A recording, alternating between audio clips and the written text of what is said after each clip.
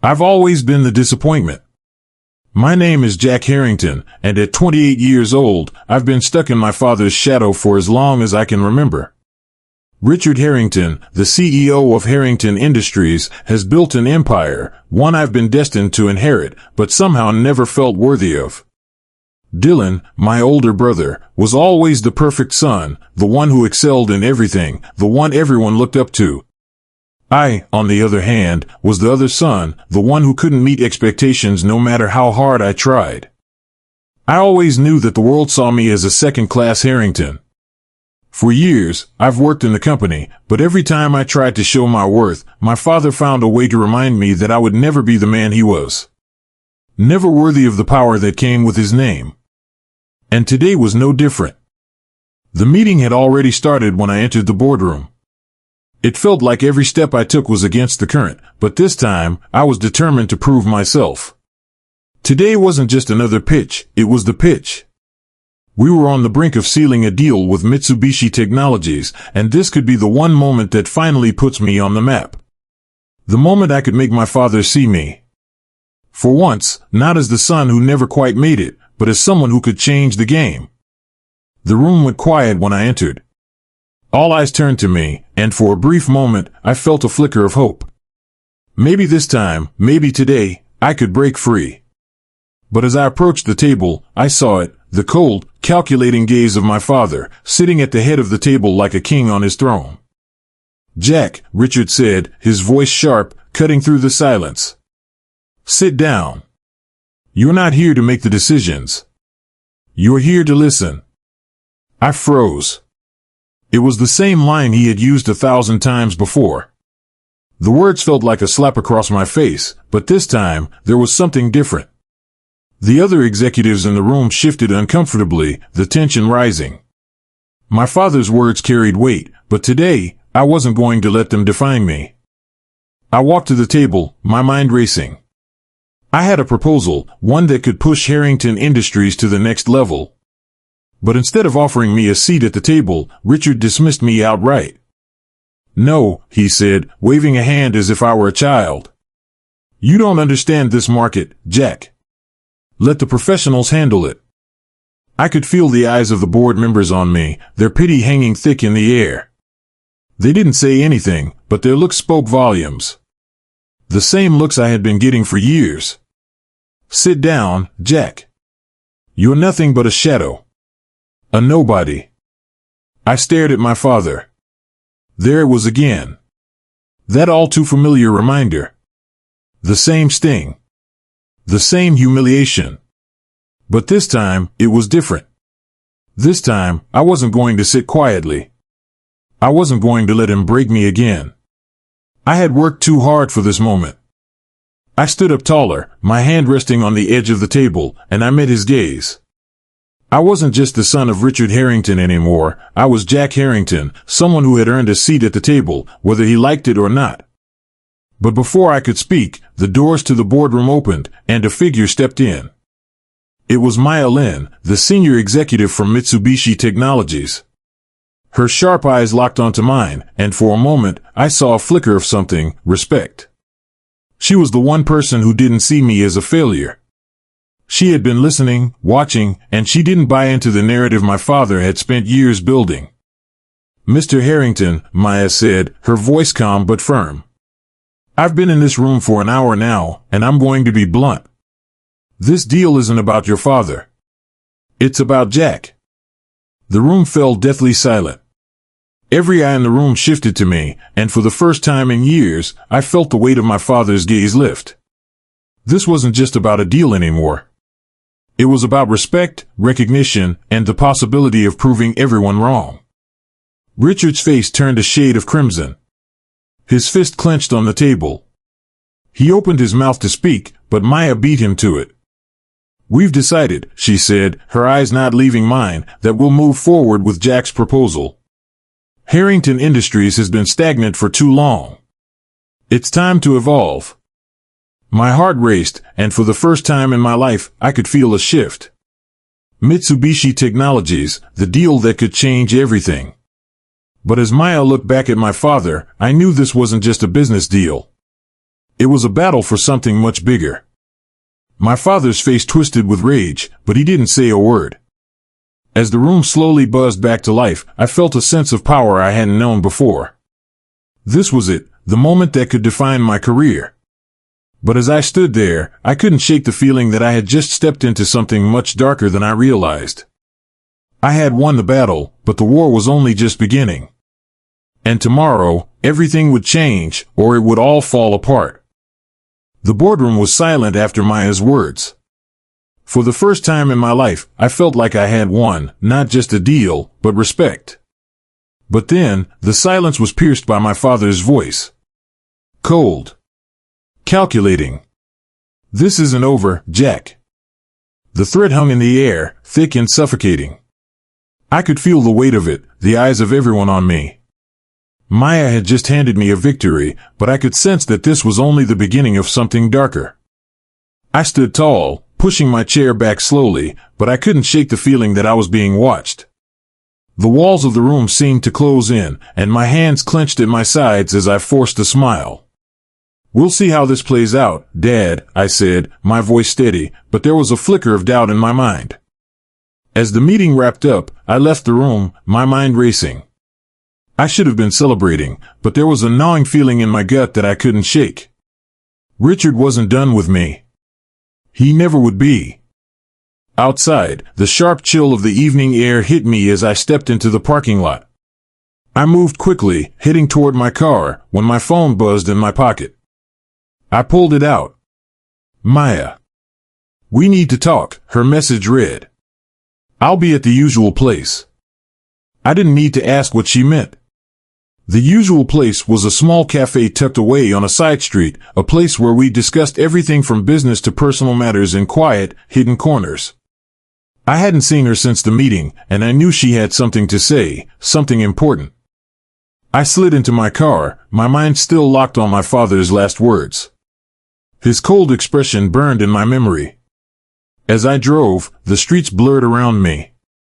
I couldn't help but feel like I was being followed, that someone was watching my every move. I checked my rearview mirror. Nothing. But the unease lingered. The cafe was nearly empty when I arrived. Maya was sitting in a corner booth, her back to the window, a cup of coffee in front of her. She looked up when I walked in, her expression unreadable. You wanted to talk, I said, taking a seat across from her. She didn't speak right away. Instead, she stared at me for a moment, as if deciding how much to reveal. Jack, she began, her voice low, there's something you don't know. Something bigger than just the Mitsubishi deal. I thought I could protect you from it, but the walls are closing in. I felt a chill crawl up my spine. What are you talking about? She took a deep breath, glancing over her shoulder as if to make sure no one was listening. Your father, he's not just trying to undermine you. He's setting you up. This whole deal, it's not what it seems. The words hit me like a punch to the gut. I leaned in, suddenly alert. What do you mean?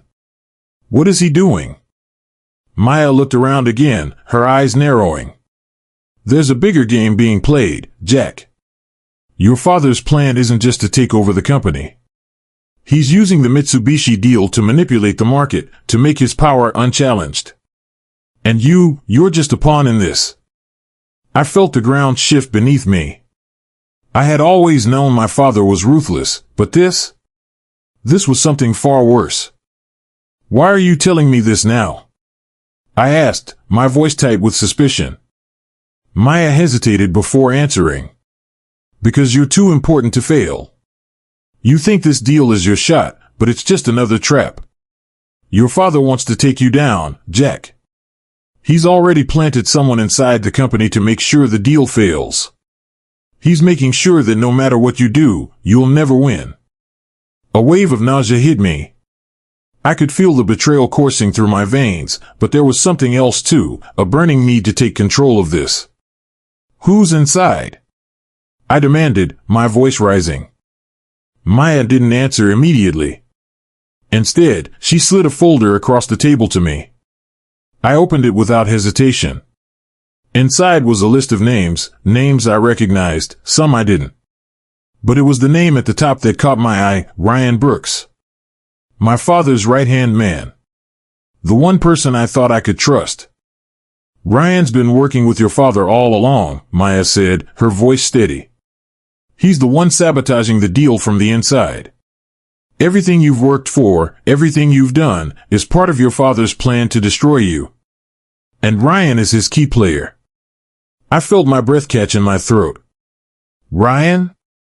The one person who had always seemed loyal, who had been my ally, was the one betraying me? It was impossible to believe. This is insane, I muttered, the words barely leaving my mouth. I know, Maya said. But it's true. And it's not just about business, Jack. Your father's after something more. He's playing a game with lives. And you're just a piece of it. The weight of her words settled over me like a heavy fog. I could barely breathe, the walls of the cafe closing in. I needed to do something. I needed to act. But I couldn't shake the feeling that I was being watched. The hairs on the back of my neck stood up. My hand instinctively reached for my phone. A text message flashed across the screen. From unknown number. You're being watched. Trust no one. My heart pounded. I looked up at Maya, who seemed unaffected. But something in her eyes told me that she knew more than she was letting on. I stood abruptly, pushing the folder into my bag. I need to go. I don't know who I can trust anymore. Jack, Maya called after me as I turned toward the door. This is just the beginning. You need to prepare yourself. The cold night air hit me like a slap as I stepped outside, but the unease in my chest didn't fade. I could feel it now, the eyes on me. Watching. Waiting. I wasn't ready for this. But there was no turning back. And as I got into my car and drove away, the weight of the truth began to sink in. Everything was about to change, and I had no idea how deep the rabbit hole went. Tomorrow, the game would shift. And I wasn't sure I'd survive it. I couldn't shake the feeling that something was off. The entire evening after meeting Maya, I had that eerie sensation of being watched.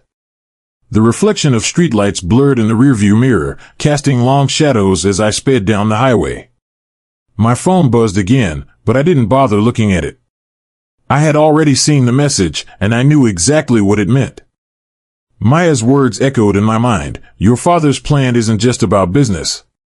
He's playing a game with lives. I parked in front of my apartment building and stepped out, the cold night air biting into my skin. The city hummed around me, distant cars passing by, but everything felt muted, like the world had slowed down. The elevator ride was slow. The clang of metal cables grinding against the shaft echoed in the quiet, making me feel like I was trapped. The lights flickered as I ascended, and I couldn't help but glance nervously at the flickering reflections in the polished elevator walls. Was someone following me? Was someone watching from the shadows? I exited the elevator, my mind racing. I should have felt victorious. After all, I had the deal in my hands.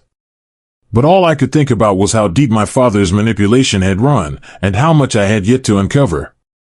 As I walked toward my door, the sound of a key turning in a nearby lock startled me. I looked up to find Ryan Brooks, my father's right-hand man, and now, according to Maya, my betrayer, standing in the hallway, holding a small envelope in his hand. Jack, he said, his voice calm but tight. Got a minute? Ryan, I replied, barely containing the wave of nausea that surged up. What's this about? He glanced at the envelope and then back at me. Your father sent me to deliver this. His eyes flickered for a split second, betraying a hint of something, guilt, fear, or maybe something darker. I took the envelope from him without saying a word, feeling the weight of it in my hand. Something about it felt wrong. It wasn't the kind of delivery I expected from my father's second in command. It wasn't business, it was personal. I don't need your help anymore, Ryan, I said, my voice low, but there was a sharpness to it. I could feel my heart pounding in my chest. I know what you're up to. Ryan's face tightened. What are you talking about? Don't play games with me, I snapped. I know what's been going on. You've been working with my father to screw me over, haven't you? He didn't respond right away, but I could see the tension in his jaw. He knew I was onto him. Finally, he spoke. You don't know the full picture, Jack. You think it's about the company? It's not. You have no idea what you're involved in. My blood ran cold. What does that mean? Ryan took a step back, shaking his head. I can't tell you. It's too big. His voice faltered, a crack in the facade I had always thought was invincible. Before I could push further, Ryan turned abruptly and walked away. I stood frozen in the hallway, the envelope still clutched in my hand. Something was off, something was wrong. But I couldn't put my finger on it. I closed my apartment door and collapsed against it. I ripped open the envelope, my hands shaking. Inside, there was a single sheet of paper, and on it was a single phrase, written in bold, black letters, "He's been watching you." I dropped the paper. The words swirled in my mind, but nothing made sense. Who was watching me? Why now? Was it Ryan? Or someone else? I grabbed my phone, dialed Maya's number. It rang once, twice, 3 times. She didn't answer. My gut twisted. I left a message. Maya, I need answers. Call me. It's urgent. I threw the phone down on the couch, pacing. I was so close. The deal with Mitsubishi was within my reach, but everything else felt like it was slipping through my fingers. Suddenly, my phone buzzed again. This time, it wasn't Maya. It was a message from an unknown number. You're being followed. Stay alert. Don't trust anyone. My blood ran cold. The words hit me like a punch to the stomach. I picked up the phone, my hands trembling, but I could barely think. Every move, every decision now felt like a game of chess. My father had set the pieces, and I was playing without knowing the rules. I leaned back against the couch, my mind spinning. What had Maya meant? What game was my father playing? And why was Ryan suddenly backing away? The betrayal was clear, but the reasons behind it, they were something else. I had to find answers, but I had to be careful. Every step I took now could be my last. I grabbed my jacket and stormed out of the apartment, determined to confront Ryan, to confront Maya, to confront whatever mess my life had become. But as I stepped into the night air, I couldn't shake the feeling that something much darker was waiting for me just around the corner. And just as I crossed the street, I heard the unmistakable sound of footsteps behind me. The streetlights blurred into streaks of yellow as I sped through the city. My pulse matched the rhythm of the engine, a steady, unnerving thrum in my chest. It had been a matter of hours since I first discovered that someone was following me, and that someone was now just a few steps behind. I darted through alleyways, weaving through cars parked in the shadow of a darkened corner. I wasn't sure why I was running, but every instinct told me to keep moving. When your life starts to unravel, your body reacts before your mind can catch up. A corner. I had to make the right turn, but something in the back of my head whispered that I was walking right into a trap. I turned. The air tasted thick, like the calm before a storm. My eyes flicked back. Just a flash, a dark figure under the street lamp. It was him. The same man who'd been watching me for the last few days. The dread began to curl in my stomach. My phone buzzed. It was a message from Maya. I know what you're doing, Jack. You need to stop. Get out of there. The words hit me like a slap. What did she know? Had she seen me running? Was she warning me, or was she a part of this too? I grabbed my phone, stuffing it into my pocket. No time for questions now. I picked up the pace, not looking back. The sound of footsteps grew louder. Not my own. Someone else was following me. This was no coincidence. Someone was playing games, and they were good at it. I had no doubt that this wasn't just about the company anymore. My father's dealings went deeper. Much deeper. I burst onto a busier street, the usual buzz of the city life a chaotic backdrop to my heightened pulse. The street was full of movement, people, taxis. But all I could focus on were the quick, calculated footsteps behind me. They were closing in. A cold wind brushed against my skin, but there was no comfort to it. It only made the hair on the back of my neck stand on end. My mind raced. What had Maya meant? What was she trying to warn me about? The pieces were scattered, and every time I thought I had one in place, it slipped from my grasp. I turned abruptly, ducking into a narrow side street, hoping to lose whoever was behind me. Then I saw her. Charlotte.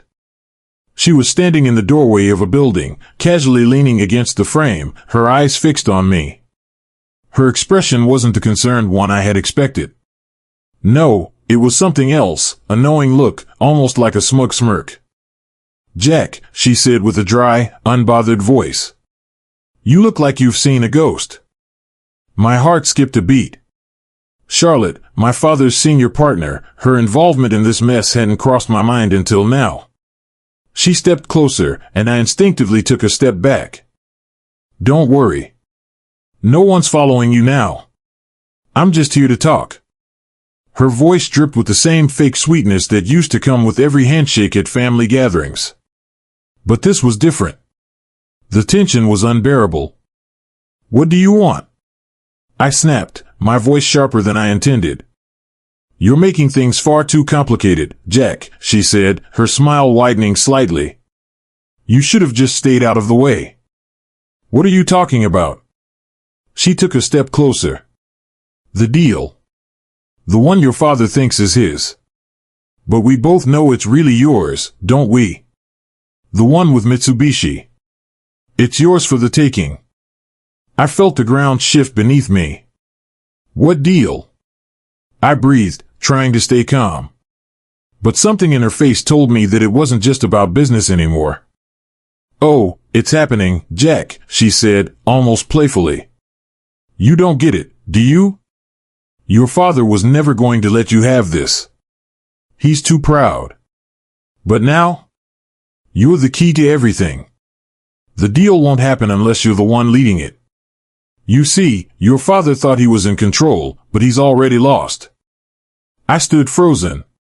This wasn't about money, or power, or even my father's ego. It was bigger than that. I could feel it in my bones. Charlotte moved closer, her voice lowering to a whisper. "And don't think for a second that I haven't noticed. I've been watching you. I know everything you've been doing. What do you want from me?" I asked again, my voice almost a rasp. "Nothing. Not yet." She smiled, a predator's smile. "But you'll find out soon enough." Before I could react, she turned and walked back into the building, disappearing behind the door. I stood there for a long moment, the weight of her words hanging in the air, suffocating me. Watching. She's been watching me. I had no idea what was coming next, but I knew one thing for sure, the game was only just beginning. And as I slowly turned around to face the street, I heard the unmistakable sound of footsteps again. Not Charlotte. Not anyone I knew. This was someone else. Someone new. I didn't look back. I ran. The cold steel door slammed shut behind me with a sharp, metallic clang. I stood there for a moment, trying to steady my breath, my heart pounding in my chest. My hands were shaking, a mix of anger and adrenaline coursing through me. I couldn't trust anyone anymore. The entire world had just become a game, and I wasn't sure if I was winning or losing. I needed answers. Fast. The plan was simple, find the truth about the deal. If Charlotte was right, if my father's empire was crumbling beneath him, with me at the center of it all, then I was about to find myself not just in the middle of a corporate war, but a battle for my own life. I stepped forward, hands slick against the cold marble of the hallway, my mind racing. The office was silent, every shadow feeling too heavy, too purposeful. The air was thick with the kind of tension only money and power could breed. The building smelled faintly of expensive coffee and stale ambition. I was late for the meeting. But it didn't matter anymore. It was time to confront the beast. Nolan had warned me. He had always warned me in his quiet, controlled way. It's not the deal you need to worry about, Jack. It's the people behind it. The thought echoed in my head as I pressed the elevator button, my fingers cold on the shiny silver panel. Click. The elevator doors slid open with a soft whisper, and the first thing I saw was her, Charlotte. She wasn't alone. Two men stood beside her. Both suited. Both too sharp to be anything but dangerous. I froze for a second, my pulse quickening. I wasn't just walking into a meeting anymore. I was walking into a trap. She glanced up from her phone as I entered. Her eyes flickered, betraying no emotion, but I could feel the tension thickening. It was a power play, and she had every intention of making sure I knew it. Jack, she said with that same practiced smile. You're here. Let's make this quick, shall we? I didn't move, my eyes scanning the room. It was all business now, cold, calculated. A sleek conference table stretched across the room, the windows showing the sprawling skyline of the city. But nothing about this felt normal. You know, I thought you'd be more of a mess, Charlotte continued, her voice smooth, almost taunting. For someone with so much at stake. The doors closed behind me with a soft, final click. Where's my father? I asked. My voice was steady, controlled. But I could feel the anger rising. Don't worry about him, Jack, she said. He's occupied. We've got business to discuss. The men beside her exchanged looks, their silence louder than any words. I took a step forward, my gaze never leaving Charlotte. So what's this really about? She smiled, a tight, thin smile that didn't reach her eyes. You've got the Mitsubishi deal in your hands. You're about to secure your place in the family business, but you need to understand something, Jack. This isn't just about the deal. It's about power. I wanted to push her. To scream out, what are you talking about? But I held it in, my jaw clenched. Charlotte stood, her heels clicking sharply against the floor as she walked toward me. You see, Jack, she began, her voice dropping lower, your father's been playing a dangerous game. But that's the thing about games, isn't it? They don't last forever. One bad move, one mistake. And everything crumbles. A flash of fear gripped me, just for a moment. Could it be true? Was this all falling apart? Don't be stupid, I shot back, the words colder than I meant them to be. What game are you talking about? She met my gaze with unnerving calm. Your father's been trying to sell the company.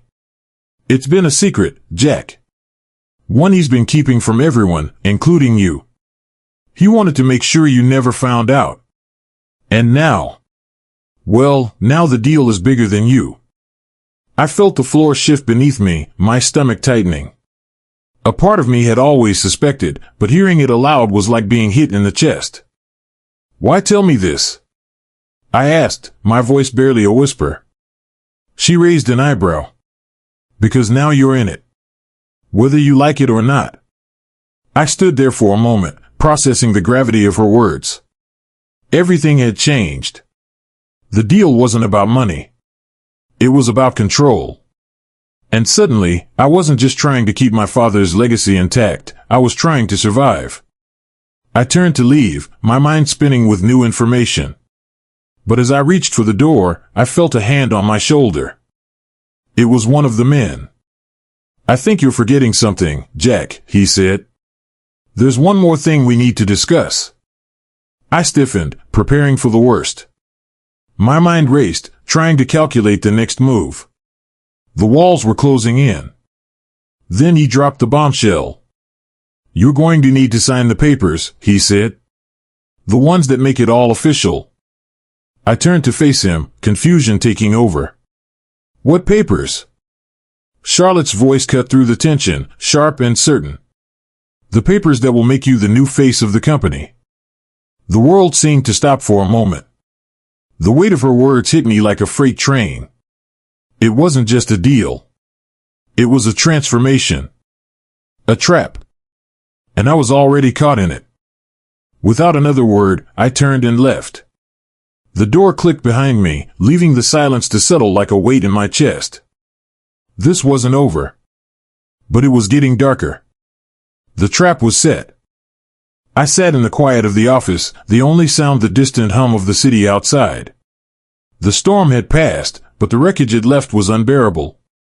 The walls that had once felt like a fortress now felt like a cage. I was trapped, not just by the lies, but by my own choices. The deal had gone through. But not the way I thought it would. Charlotte had gotten what she wanted, and so had my father.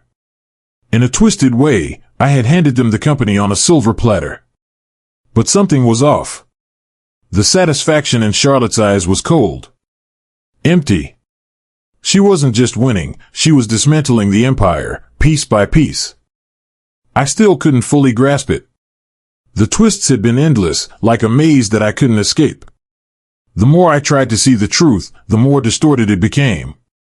Charlotte was not the only one playing the game. My father had been pulling strings from the shadows, orchestrating it all. His final act of betrayal was almost too much to take. I'd learned too late that everything I thought I knew, every move, every step, had been manipulated. I was never in control. There was a moment, one brief moment, when everything had made sense.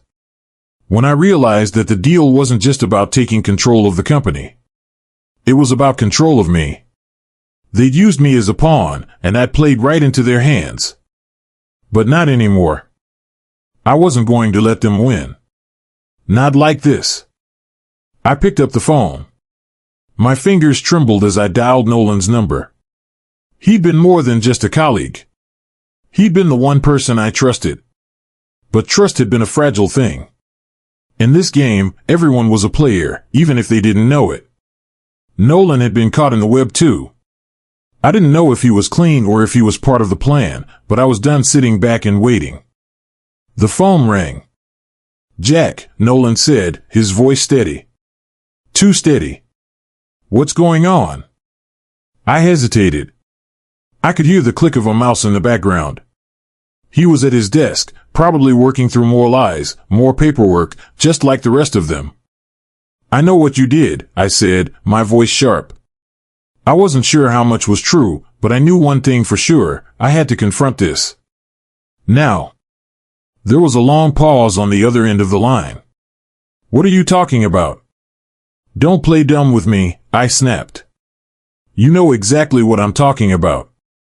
The silence was thick, like the air before a storm.